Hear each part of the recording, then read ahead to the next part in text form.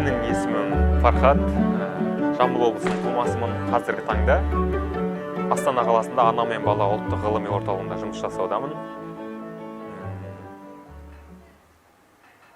Мен бір күні кітапханаға бардым, кітап іздеп. Өзімді дамытатын бір кітаптар оқығым келді. Медицинада өзім медицина саласы болғандықтан бір ерекше кітаптар іздеп жүргем. Сол кітап меломенге барып іздегенімде бір сөреде тұр екен. Тақырыбы керемет кітап. Не десеңіз, ол ойыңды өзгертіп, өзің өміріңді өзгерт деген кітап. Тақырыбы маған ұнады. Бірден сатып алдым. Ішін ақтарып қарасам, өте қарапайым тілмен жазылған, сондай бір өте ерекше кітап болып. Қабылдауы да жеңіл, сондай ерекше кітап болды. Бірден мен оқып шықтым. Тоқтаған жоқпын. Жаса дегендерін жасадым, жаз дегендерін жаздым. Керемет кітап болды. Парақшасына жазылдым. Кәмшат ханым авторы Кәмшат Бекжігітова, коуч, тренер қазіргі таңда Қазақстандағы өте керемет психолог. Содан кейін кітап оқып болғаннан кейін ішкі жан дүниеміздегі керемет жарылыс болды. Іштегі жарылыс өзгерді. Өзім өзгеріп едім, жан жағымдағы әлем өзгерді.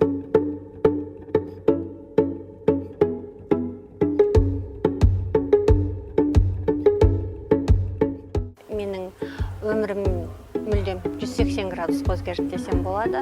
Өмірімдегі өзгерістер қазір таңғаларлық өзгерістер болды деп айтуға болады. Мен өзімді қазір сондай өмірдегі ең бақытты әйелдердің қатарында сезінемін.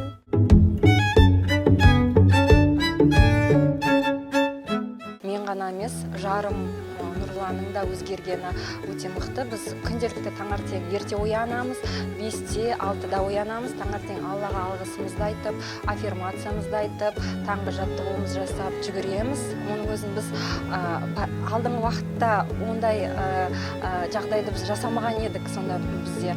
Ал қазір осы курсты оқып, кітапты оқығаннан кейін, енді орысша айтқанда осознанность дейді. Бізде осознанность пайда болды. Алла тағалаға алғыс айтуды, шын алғыс айтуды, жүрекпен сезініп айтуды. Біз жан тәнімізбен Алла тағала алғысымызды айтып, соны сезініп, әрбір сәтімізге, әрбір күнімізге қуанып, сол жеткен жетістігімізге қуанып, жаттанып жүруді үйрендік.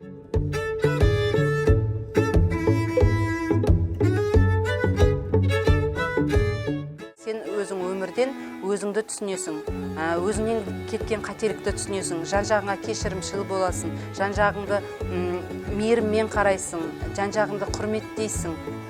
Аренадағы кітапты күтіп тұрып, сол жерде алып, содан білмеймін, менде де кітап оқымаған перерыв мектеп жасынан кейін 15 жылдай сондай болыпты. Мектепке дейін шыны керек, мектеп кезінде оқитын едік қой. Одан кейін сонша уақыт оқымай кеттім, одан кейін соңына дейін оқып шын қызығушылығыммен бір есімде жоқ, бір аптаға жетер-жетпес уақытта оқып тастадым. Шын ана жерде бір шөлін қанғандай сондай сезім болады екен.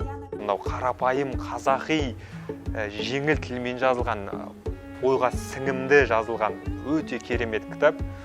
Ойыңды өзгертіп, өміріңді өзгерт деген тақырыптың өзі, адамның өзінің басындағы, миындағы керемет мүмкіндіктерді пайдаланып өзгертсе ойын, керемет өзінде өмірінде өзгеріс болады. Алға ұмтылу, мақсат қою, сондай бір керемет мендегі нәтиже сол.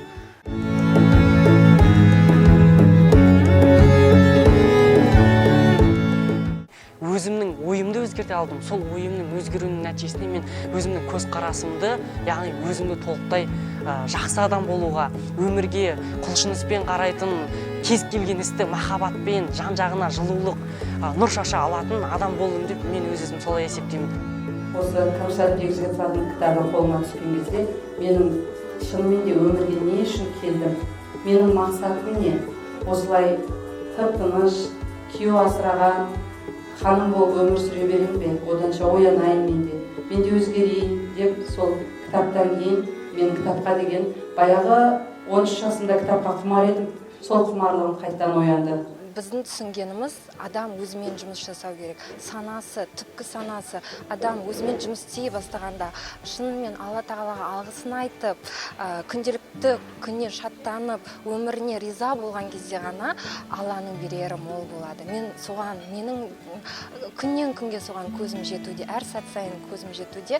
Біз енді Алла тағаладан үмітіміз өте зор. Бізге Алла бала береді, біз көп балалы ата-ана атанамыз деген ниеттеміз. Әрбір осы жерге келген ханымдар бақыттымыз, өйткені біз әрбір өзіміздің анамыз бар, әпкеміз бар, сіңліміз бар, жарымыз бар, достарымыз бар. Соларға біз айтып жүрміз. Осындай кітаптар оқыңыздар, өзгеріңіздер. Барлық кінә негізі өзімізден. Сіз соны тура сол кітапта анық жаздыңыз. Және де қарапайым тілде, жалпақ тілде өте кітапты жаңа айтып отырмыз ғой, біреу әркім кітапқа өзінің көргісі келгенін, естігісі келгенін, алғысы келгенін алады деп. Сол кітаптан әрбір қазақ әйелі сол кітапты оқып өзгерсе, өмірлері 180-ге өзгереді деп ойлаймын. Бірінші кітапты оқи отырып, мен өзімнің баяғы ойлап жүрген көзқарасымды өмірге жаңаша көзқарастармен мен ауыстыра білдім ең бірінші басында. Одан кейін ол кісінің кітабын оқып болғаннан кейін өзім кітапты оқи отырып, жан-жағымдағы достарыма, туыстарыма, ата-анама, әпкеме, ініме, бүкіл барша мен үшін жақын болған жандардың барлығына мен осы кітапты оқуға кеңес бердім. Яғни өзімнің өмірім қалай керемет өзгерген болса, жанымдағы маған жақын адамдардың барлығының өмірінің солай өзгергенін қаладым. Кітапты оқып жүргеннен кейін кішкене оны практикада қолдану керек болды да. Осылай жүргенде Камшат ханымның онлайн курсы өтетінін естідім. Бірден шешім қабылдадым, қатысамын. Сөйтіп жаңағы шешім қабылдап, одан кейін онлайн курсын, 2 айлық онлайн курсыға қатыстық. Ол жақта мықты Қазақстаннан енді керемет адамдар жиналған, ханымдар, мырзалар. Сол жақта онлайн курсты өттік. Ол жақта тапсырма беріледі, оны орындаудағы ауызбіршілік, бірлік деген жердегі, ол жердегі тапсырмалар қызықты, өзіңді жеңу, анау мықты болсаң өзіңді жең дейді ғой. Керемет тапсырмалармен, керемет қызықты ойындармен онлайн курсты аяқтадық. Аллаға шүкір, бірінші Алланың қалауымен ішімізде өзгеріс, өмірімізде өзгеріс. Ол бірінші адам ішін өзін өзгертпей, ол әлемді өзгертпей дегенді. Маған келіп жатқан әрбір жетістік адамдармен араласу арқылы келіп жатыр. Яғни бізге курста 2 айлық курсымызда тапсырма берілді. Күнде бір адаммен танысу. Мүлдем өміріңде кездесіп көрмеген, танысып көрмеген адаммен танысуға тапсырма берілді. Мен соның барлығын жасап отырдым. Күнде танымайтын 5 адаммен амандасу, адамдарға комплимент айту, жақсы ниетіңді білдіру деген сияқты іс-әрекеттердің барлығын мен орындап отырып, менің жан-жағымдағы адамдардың көзқарасы, маған деген бір жылы көзқараспен қарым-қатынасы солай жақсара бастады. Осы кітапты оқу арқылы ол жақта өзіңмен жұмыс жасайсың, тек қана өзіңмен. Сен кемшілікті біреуден іздемейсің. Ішімізді ақтардым, өзімнің ішімді ақтардым. Сол кезде талант деген жатыр екен да. Өзімізде керемет Алланың берген қабілеті жатыр екен. Терең бойлай білген кезде, жаңағы ішімізді ақтарған кезде сондай Алла тағала бізге беріп қойған екен да қабілетті. Мынау сол қабілет. Кітап, онлайн тренинг қабілетті аша білді да. Ол мен қазір жұмыс орнымда болсын, жүрген ортамда болсын, сыйлы болдым. Сөз өтуі, жаңағыдай өзіңнің жаңағыдай адамдар уже қандай Фархат, бұрынғы Фархаттан өзгеше ғой деген сияқты қарым-қатынасқа түсуі, жұмысқа алға басуы, өмір сүру жеңіл болды да. Өмір сүру жеңіл, жаңағыдай көп нәрсені жеңіл қабылдайсың. Ол үшін басыңды ауыртып, бұрында мен титтей нәрсеге бір ашуланшақ сондай болсам, қазір Аллаға сансыз шүкір. Өзгеріс болды өмірімде.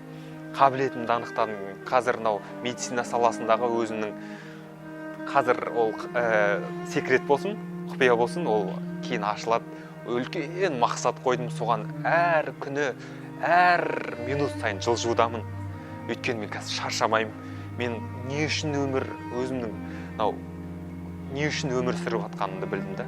Не үшін өмір сүріп жатқанымды. сол өте анау ол қатыспай кітапты оқымай оны өзіңізде сезінбей ол эмоцияны айтып жеткізу мүмкін емес та ол.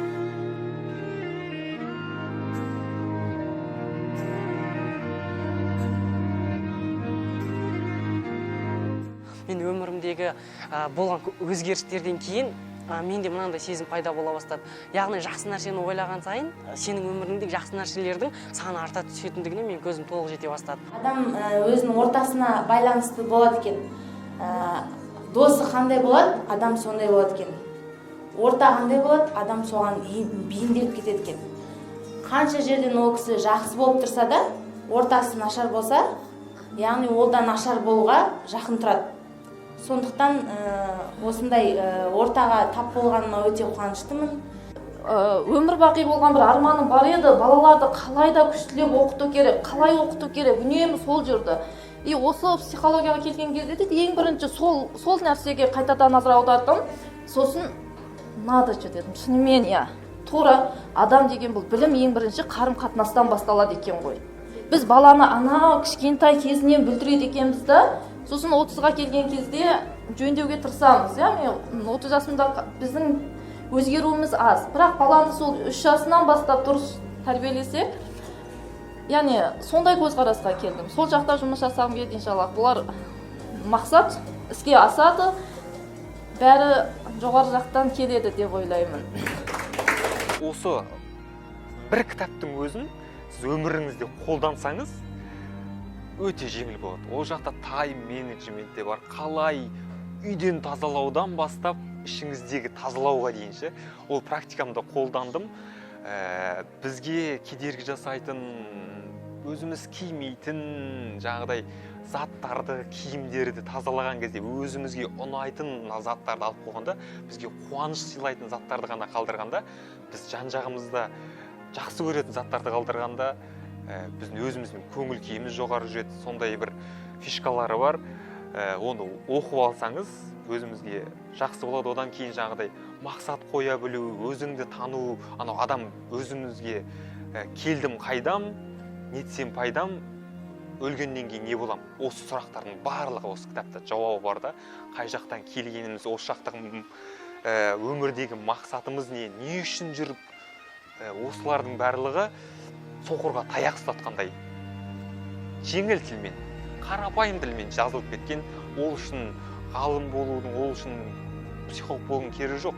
Просто оқыңыз, өміріңізде қолданыңыз, болды. Аузымызға шайнап берді, соны жұту ғана қалып тұрды. Ол 200% ол көмегі тиеді. Өзіңе ағаң сенгенде, сөзіңе інің ергенде, достарың сыйлап құрметтеп төрінен орын бергенде, сен мені сағынсаң деймін. Сен мені сағынсаң деймін, жадырап көктем келгенде, бұлбұл ән сап бергенде, таң санып жидек тергенде, ай қабақ ару көргенде, сен мені сағынсаң деймін, жанымда бірге жүргенде.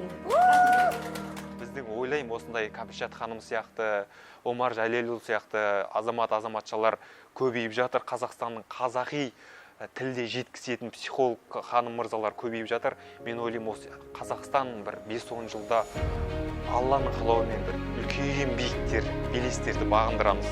Жастардың білімге деген құштарлығы артып жатыр. Осындай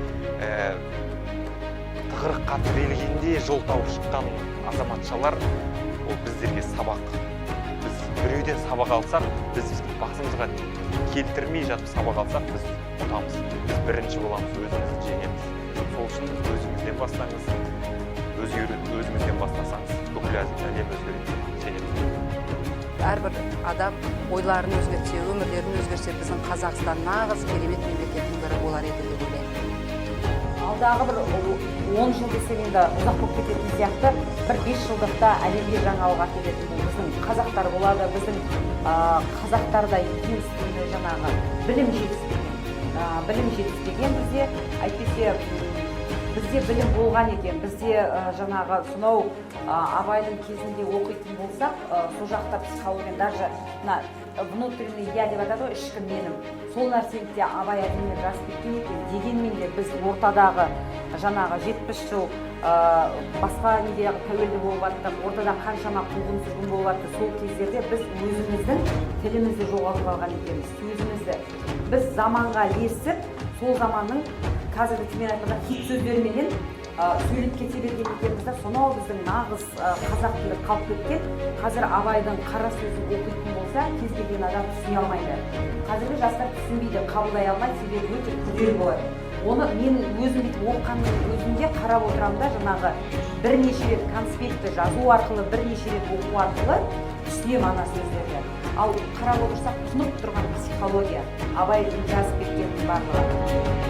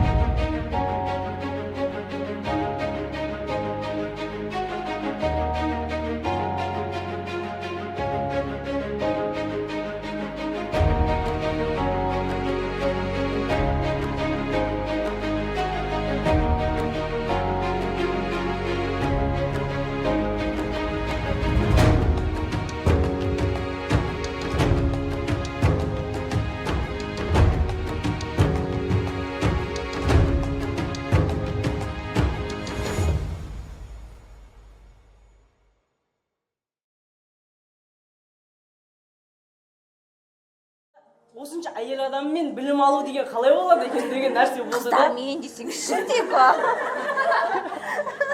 Қыздармен. Мен чатқа ең бірінші кіріп жаңағыдай доступ берілді ғой бізге. Сол кезден бастап қараған кезде фамилиялар қарап шығамын ғой, барлығында тек қана Нұрбол мырзамен жолықтық. Одан кейін осындай кітапты ұсынды, оқыдым да, жоқ менде бұл болу керек. Барып мен сатып өзімнің алдым. кітабымды берген болатын бірінші. Осы кісіден алдым кітапты. Оқыдым да, бір рет оқыпсам да, жоқ бұл кісіге қайтарып беруім керек та, тағы да сұрап жатыр. Одан кейін бірінші қайтармай жатып барып сатып алдым. Одан кейін өмір бит кітапқа қарамайтын менше бит немқұрайлы қарайтын. Жаңа скотч іздеп жүрмін, жаңа сыртын скотчтап қояйын деп ше. Скотчтап әдемілеп, күнделік екеуін скотчтап әдемілеп, прям датасын жазып. Қазір Аллаға сан шүкір. Керемет өзгерістер. Тамаша. Үйдегілермен деп келіншегімді әлі таңғалып жүр ғой осылай жаңағыдай. Қандай жігіт мынау деп ше жаңағыдай ше. Кімнің жары деп. Бір күні Фархат парақ өртеп отыр туалеттің ішінде. Ол жаңа жаса деген андай ойыма келген нәрсені жасайтын жігіттің да сондай ше. Ойыма келеді, мысалы жина дедім да, алдында сізге сиындым, жина дедім, алдында таразға салып жібердім жаңағы. Жаздым, ақпаратқа қалдым да, туалетке кіріп өртеп отыр жаңағы төтенден кетіп отыр жаңағы. Ой, жеңілдеп қалдым ғой жаңағы.